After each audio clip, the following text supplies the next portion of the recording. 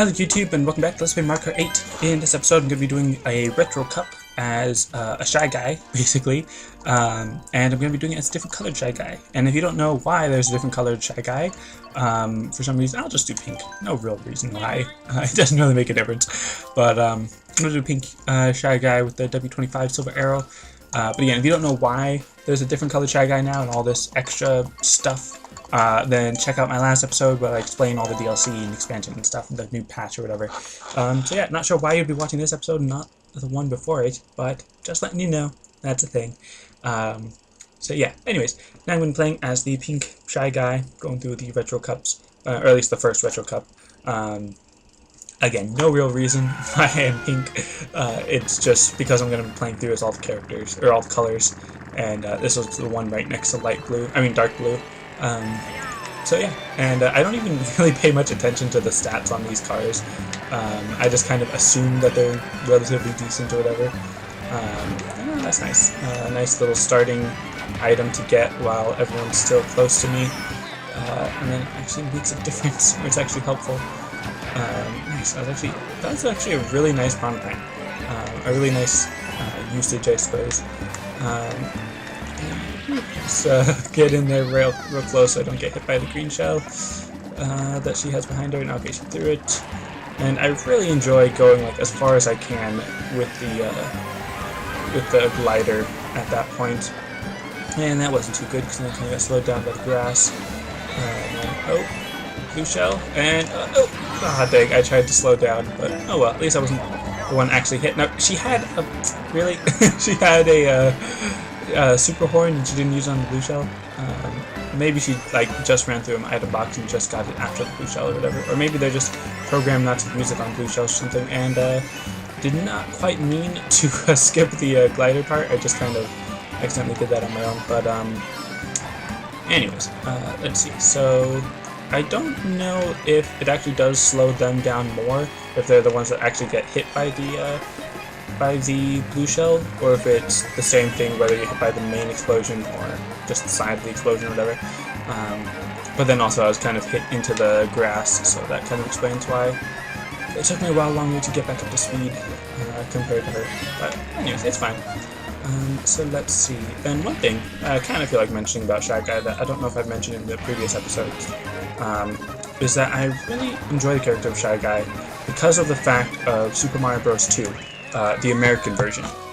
Because in Japan, Super Mario Bros. 2, like the second Super Mario Bros. Game, obviously, it was considered too hard for American audiences, so they took another Japanese game and sort of reskinned it, basically, and made Mario characters for it, or made the characters in the game Mario characters, and then just put that as Super Mario Bros. 2, because that was considered easier for American audiences or whatever, which I actually kind of understand that decision at that point in time, but that game, Super Mario Bros. 2, only Mario, Luigi, Peach, and Toad were the actual Mario characters. I'm not even sure if Bowser was in that game. I don't think he was, but green shell. So yeah, those are the only actual characters from Mario that they took in, I think, as far as I know. Meaning that all the other enemies and stuff that were in that game, all the stuff that was introduced, was now part of the original game and not actually a Mario character. And the whole point I'm getting at is that Bob-ombs, well, actually, I'm not sure if there was actually Bob-ombs in the first Mario game. But I know that there were Bob-ombs in Super Mario Bros. 2.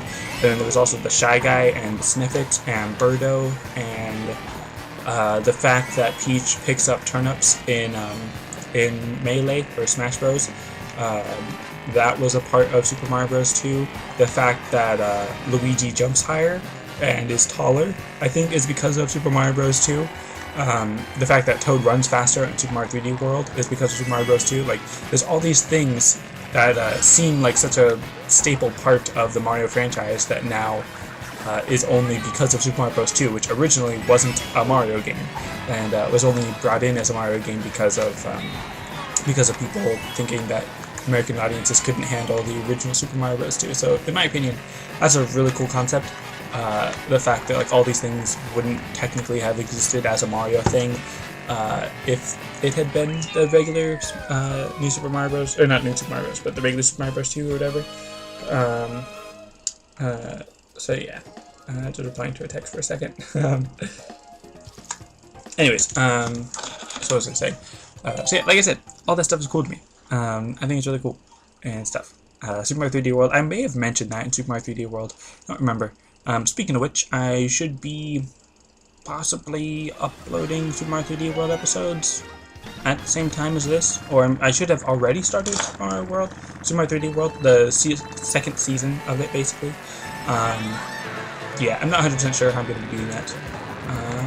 I'm actually not even sure if this is going to be the second episode or the 5th episode. It may actually end up being the 5th episode, so I don't know, it's probably going to be the second episode. Just going to hit that Koopa with the green shell and just run by him, because I don't, or not Koopa, Koopa Kid, I guess, but Koopa Ling. Just going to avoid him because I really doubt he's going to hit me with that green shell on this map. But, oh well. And it's funny that I kind of called him a Koopa when on this track in the first season of Mario Kart 8 I was playing as a Koopa Kid. Or not Koopa Kid, a Koopa Troopa. But, anyways, just gotta ignore the grass that I'm running into and the mud. I'm not doing very good on this race. I mean, obviously I'm still in first, but I'm making some mistakes or whatever. And, oh no, blue shell. Yeah, there was no way I was going to avoid that at all.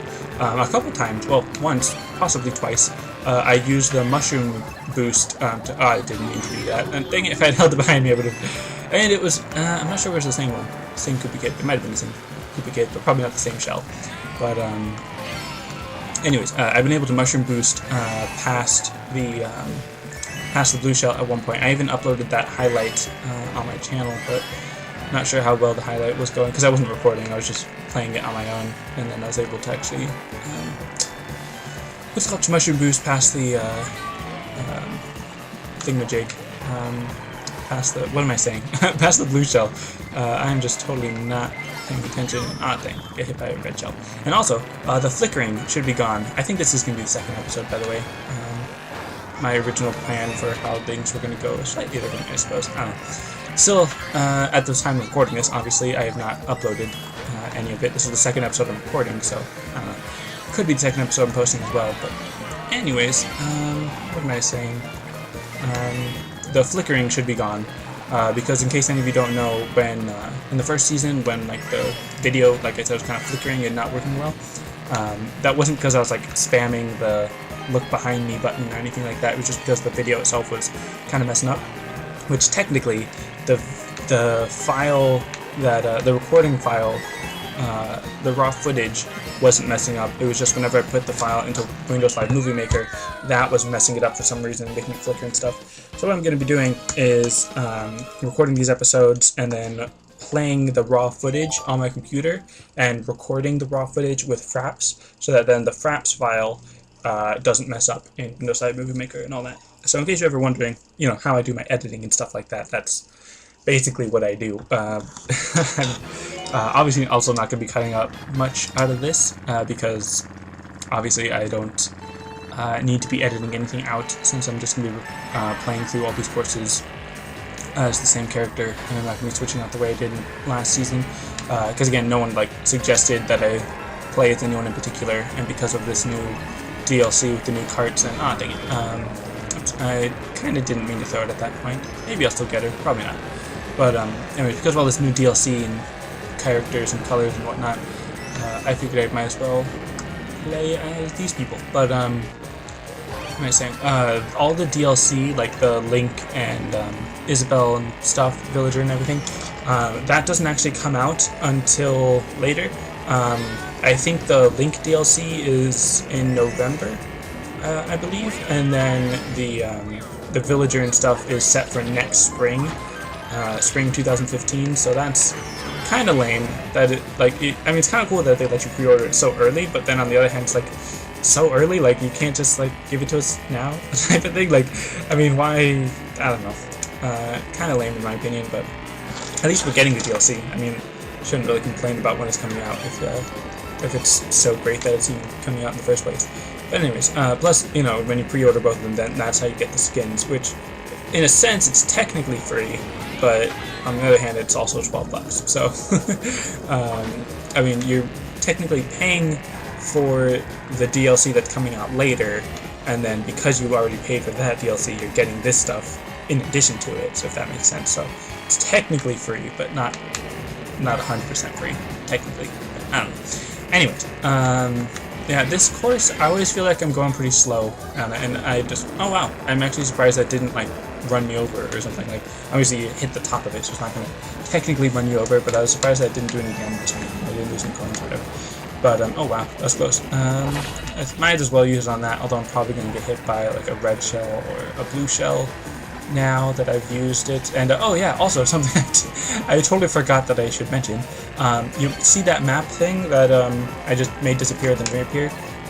Just to help you guys notice what I'm talking about. But that's a new part of the patch, that you can actually see the map on your screen when you're just racing like that. Which I think is amazing. I think that's a great idea for it to have been in the original release version. But obviously, just glad that it's here now rather than never. But yeah, just a cool little thing, I suppose. I think it's pretty interesting. But well. And yeah, this should be the second week of October. So Smash Bros. Is probably already out, and I'm probably already playing it. But I'm recording this, in case you don't know, September 9th. So, recording this very early, just to get it out of the way. So any other suggestions that you guys give me for stuff to do, I'm not hearing it, because it's too early for me. But anyways, yeah, that's going to be it for this episode. Thanks for watching, and I'll see you next time.